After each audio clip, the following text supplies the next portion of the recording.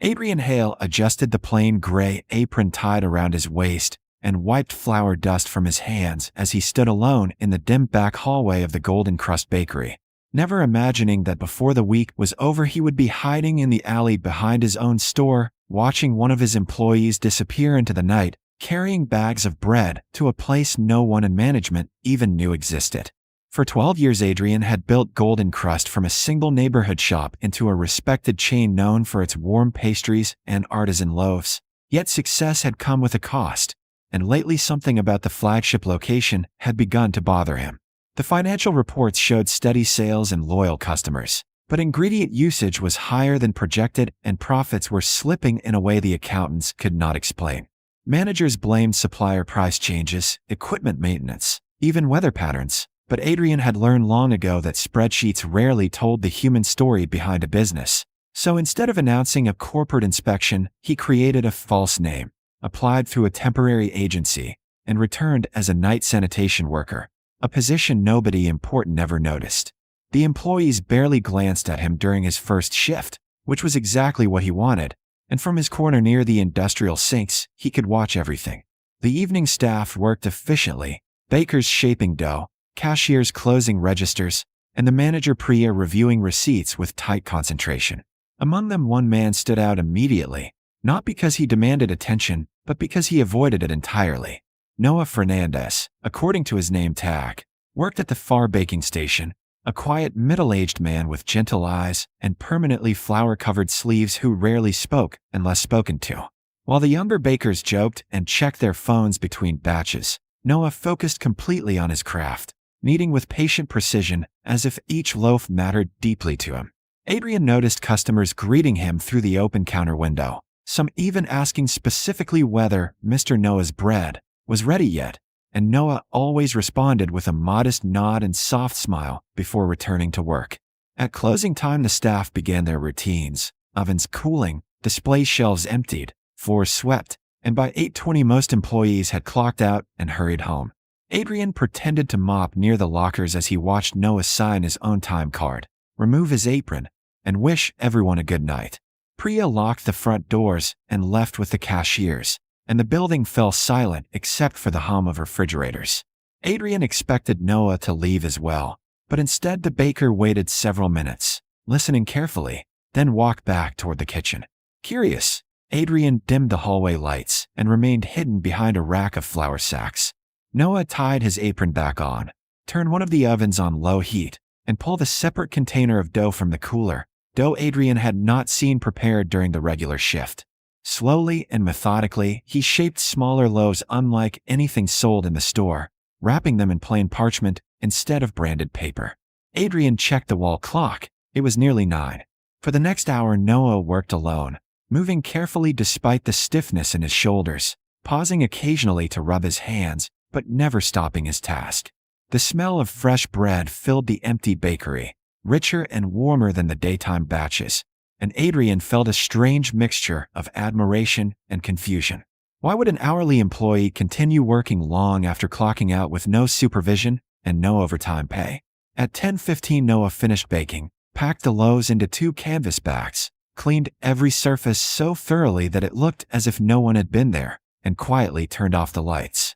Adrian hurried to the side window and watched him exit through the rear door instead of the parking lot entrance used by employees.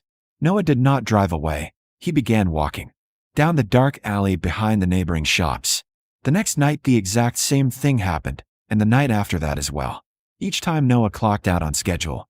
Each time he stayed almost 2 hours, and each time he left carrying food the bakery never recorded.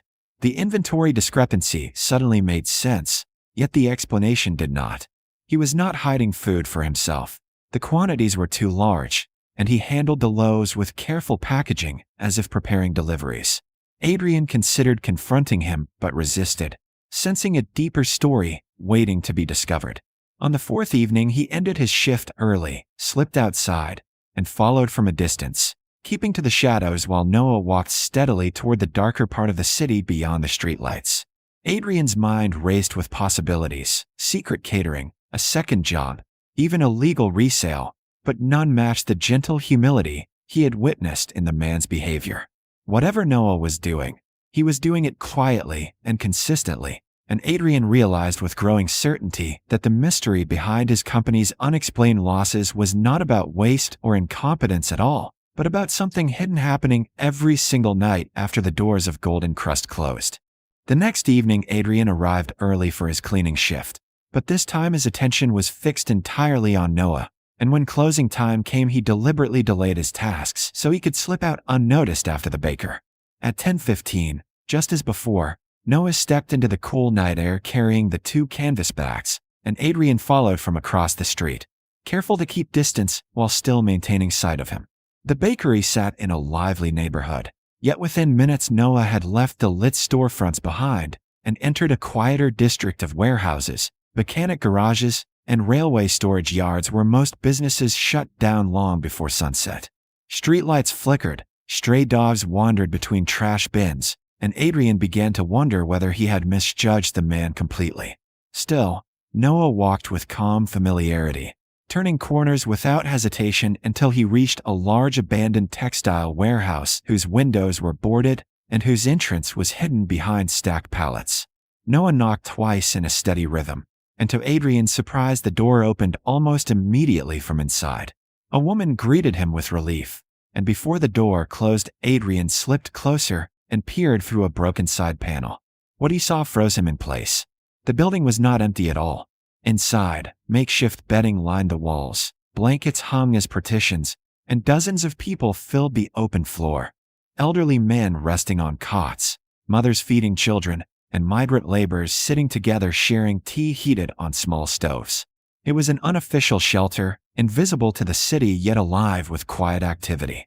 Noah set the bags on a table, and instantly several children ran toward him, calling his name with excitement. He laughed softly, kneeling to greet them as if he had known them their entire lives. He began distributing the bread, carefully ensuring each person received a portion, even cutting loaves into smaller pieces so no one would be left out. A boy hugged him around the waist while a tired mother whispered thanks with tears in her eyes. Adrian realized then that none of this was occasional charity. It was routine. Everyone there expected him. One of the older men clasped Noah's shoulder and spoke quietly, and Adrian moved closer to hear. Noah explained he had almost been late because a mixer malfunctioned at work, then asked whether the children had eaten earlier that day. The answer was no.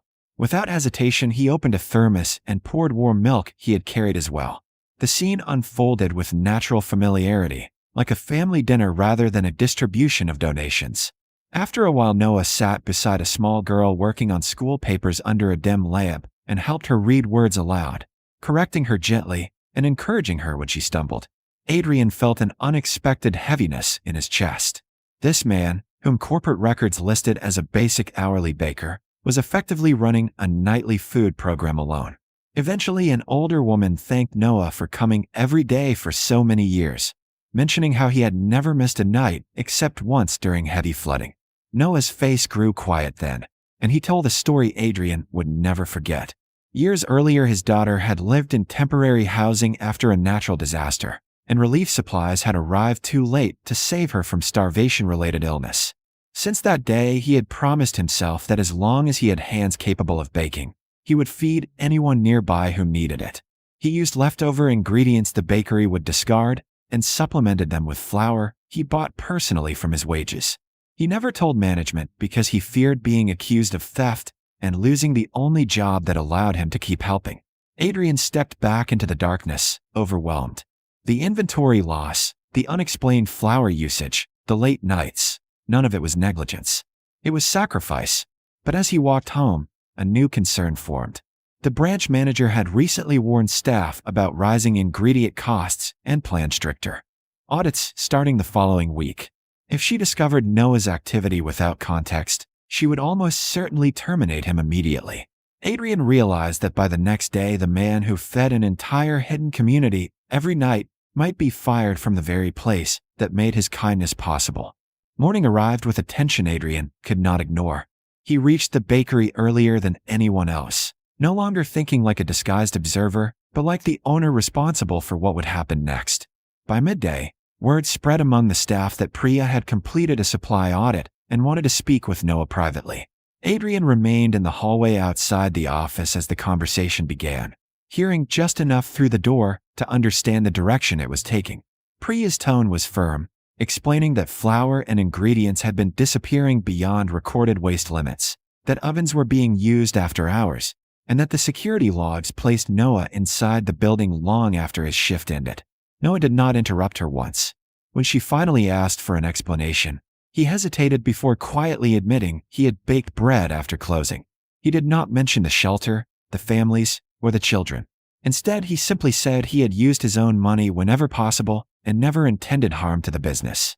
Priya interpreted the silence as confirmation of misuse and told him she had no choice but to terminate his employment and potentially file a report. Noah lowered his eyes and nodded, asking only that no authorities be involved because others depended on him. That was the moment Adrian opened the door. He stepped inside, removed the janitor cap he had worn for days, and introduced himself not as a cleaner, but as Adrian Hale, founder of Golden Crust. Confusion filled the room, followed by stunned silence as the staff gathered behind him. Adrian explained that he had been working undercover to understand the store's losses and had followed Noah the previous night. He described the warehouse, the families, and the years of nightly baking. Priya's expression changed from certainty to shock, and Noah looked more worried than relieved, apologizing repeatedly for risking the company's reputation. Adrian stopped him gently and said the company's reputation existed because of people exactly like him. Instead of firing Noah, Adrian announced a new initiative.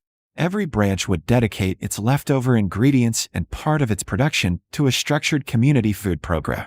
The business would partner with local shelters, legally supply meals, and cover the costs openly. He asked Noah to lead it, not as a baker working extra hours, but as a paid coordinator whose experience came from compassion rather than training manuals. The employees, once silent, began to applaud quietly, and even Priya admitted she had misjudged him. That evening, Adrian accompanied Noah back to the warehouse, this time through the front door, introducing himself to the families and assuring them the food would continue without secrecy or fear.